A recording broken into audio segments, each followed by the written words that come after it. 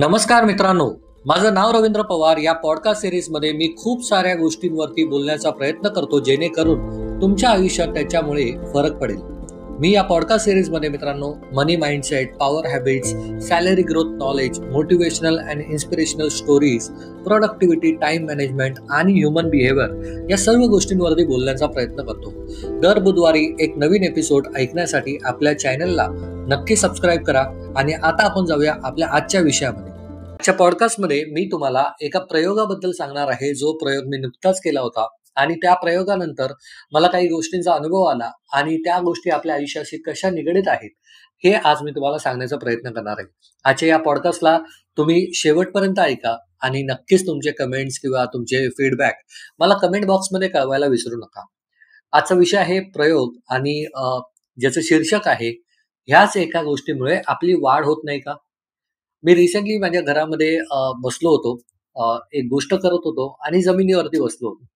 जमिनीवरती बसल्यावरती माझ्या अवतीभोवती थोड्याशा काळ्या मुंग्या होत्या आणि त्या काळ्या मुंग्यांपैकी काही मुंग्या ह्या माझ्या जवळ आसपास माझ्या अ, होत्या. पण त्या मुंग्या कुठेतरी काहीतरी त्यांना जेवण मिळतंय का हे प्रयत्न करत होते, शोधत होते. त्यावेळेला मला असं वाटलं, त्यातली एक मुंगी सारखी-सारखी माझ्या हातावरती येते किंवा सारखी-सारखी माझ्या जवळ येण्याचा प्रयत्न करते. तर त्यावेळेला मी काय केलं, मी एक प्रयोग केला आणि तो प्रयोग मला तुम्हाला सांगायचा आहे आणि ह्यातनं खूप काही शिकण्यासारखं आहे. मी काय केलं, माझ्या हातातला जो कडा असतो, आपल्या घालायचा कडा, तो हातातला कडा काढला आणि मी अ, त्या मुंगीच्या अवतीभोवती एक वर्तुळाकार शेपमध्ये तिकडे ठेवला. आता ती मुंगी मधोमध होती आणि तिच्या अवतीभोवती असणाऱ्या त्या कड्यामुळे एक एक प्रकारची भिंत तयार झाली. म्हणजेच काय, ज्या आजूबाजूच्या ज्या मुंग्या होत्या त्यांच्याशी तिचा संपर्क तुटला आणि ही पूर्ण आयसोलेट झाली. आता मी ऑब्झर्व्ह करत होतो ही मुंगी नेमकं ह्या सिच्युएशनमध्ये कशी हँडल करते या सिच्युएशनला. काही काळानंतर कळालं की ही मुंगी प्रत्येक ठिकाणी कुठे मार्ग मिळतोय का हे शोधण्याचा प्रयत्न करते. आणि काही केल्या त्या मुंगीला तो मार्ग मिळत नव्हता. सारखी जवळ जायची किंवा प्रयत्न करताना एका दिशेला गेल्यानंतर काही काळानंतर तिला कळायचं की इकडनं मार्ग नाहीये. आपण दुसरीकडे जाऊया. दुसरीकडे परत जाताना तेच व्हायचं. परत ती मधोमध यायची आणि थोडंसं उभं राहण्याचा प्रयत्न करत होती आणि विचार करत होती की ह्यातून बाहेर कसं पडायचं. असंच काही वेळ गेला. 2-3 मिनिटानंतर, 5 मिनिटानंतर मी विचार केला, आता ही मुंगी मधोमध काही काळासाठी आहे. आता जर मी समजा ह्या कड्याला उचललं आणि हा कडा जर मी उचलला आणि ह्या कडा उचलल्यानंतर ही मुंगी कशी रिएक्ट करते हे मला बघायचंय. कारण की काही काळापासून ती तिच्या जे ग्रुप्स आहेत किंवा तिच्या अवतीभोवतीच्या ज्या मुंग्या आहेत, त्यापासून ती थोडी अलिप्त होती. त्यामुळे ती कशी वागते ते पण महत्वाचं आहे बघण्यासारखं. मग मी तो कडा उचलला आणि कडा उचलल्यानंतर मी ऑब्झर्व्ह केलं, की बराच काळ ती मुंगी कडा उचलल्यानंतर देखील त्याच वर्तुळात ती बेसिकली होती. आता वर्तुळ हे फक्त इमॅजिनरी होतं. तिकडे कडा नव्हता. पण ती मुंगी काही केल्या बाहेर जात नव्हती. त्या वर्तुळाच्या सीमारेषेच्या बाहेर जात नव्हती. जरी तिकडे कडा नसेल तरी. भरपूर वेळानंतर ऑब्झर्व्ह केलं, की ती मुंगी कुठेतरी प्रतिसाद देत नाहीये. म्हणजे मुंगी जिवंत आहे, पण प्रतिसाद देत नाहीये. आणि त्यावेळेला मला असं वाटलं, की नाही थोडंसं आपण तिला धक्का मारला पाहिजे किंवा थोडंसं आपण तिला चालण्याचं बळ दिलं पाहिजे. म्हणून तिला थोडंसं बोटाने ढकलण्याचा प्रयत्न केला आणि नंतर ती मुंगी बोटाने ढकलल्यानंतर ती मुंगी थोडीफार चालायला लागली, हालचाल करायला लागली आणि नंतर हालचाल करता ती मुंगी थोडीशी पुढे गेली. मग तिला कळालं, की नाही आता वाट मोकळी आहे आणि वाट मोकळी असल्यामुळे मी या गोष्टीतनं बाहेर पडू शकते.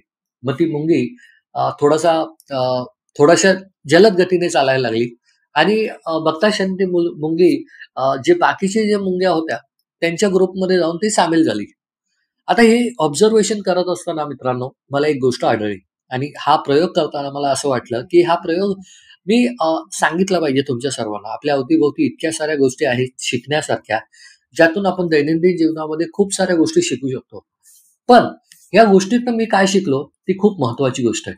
ती म्हणजे आपण कळत-नकळत आपल्या अवतीभोवती एक इमॅजिनरी वर्ल्ड आपण क्रिएट केलेलं असतं. म्हणजेच काय, आपल्याला जर आपल्या आयुष्यामध्ये संकटं येतात किंवा आपल्याला आपल्या आयुष्यामध्ये आपण कुठेतरी अडकलोय, ह्याचं जेव्हा आपल्याला भान होतं, तेव्हा आपण त्यातनं बाहेर पडण्याचा एकदा, दोनदा, तीनदा प्रयत्न करतो.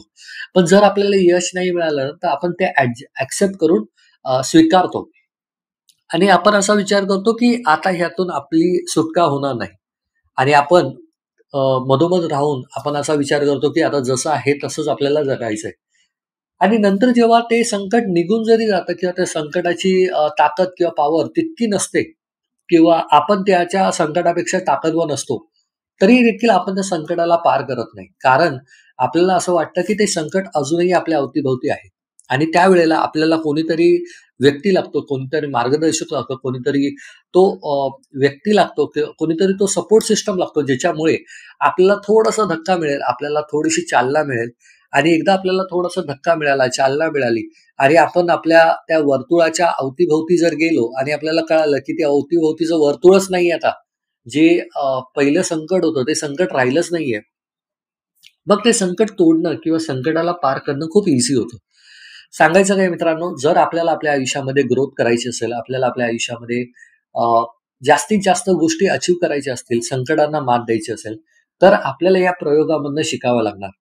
आपण जर आपल्या आयुष्यामध्ये आपल्या बॅरियर्समध्ये अडकून पडलो, आपण आपल्या बॅरियर्सना हार मानायला लागलो, आपण आपल्या बॅरियर्सला स्वीकारायला लागलो, तर आपण आपल्या आयुष्यामध्ये खरंच वाढ होईल का आपली? उत्तर आहे नाही. आणि हीच गोष्ट आज मला तुम्हाला या प्रयोगाद्वारे सांगायची होती. आजचा पॉडकास्ट मित्रांनो तुम्हाला कसा वाटला? आजच्या पॉडकास्टमधून तुम्ही काही शिकला का? आजच्या पॉडकास्टने तुम्हाला काही वेगळा अँगल सांगितलाय का? हे कमेंट बॉक्समध्ये नक्की सांगा. आणि तुम्हाला काय वाटतं ती मुंगी ही त्या मुंगीने कोणत्या साइडने विचार करायला पाहिजे त्याचा किंवा त्या मुंगीने कशा पद्धतीने त्या वर्तुळात असताना वागायला पाहिजे होतं, हे नक्की सांगायला विसरू नका कमेंट बॉक्समध्ये.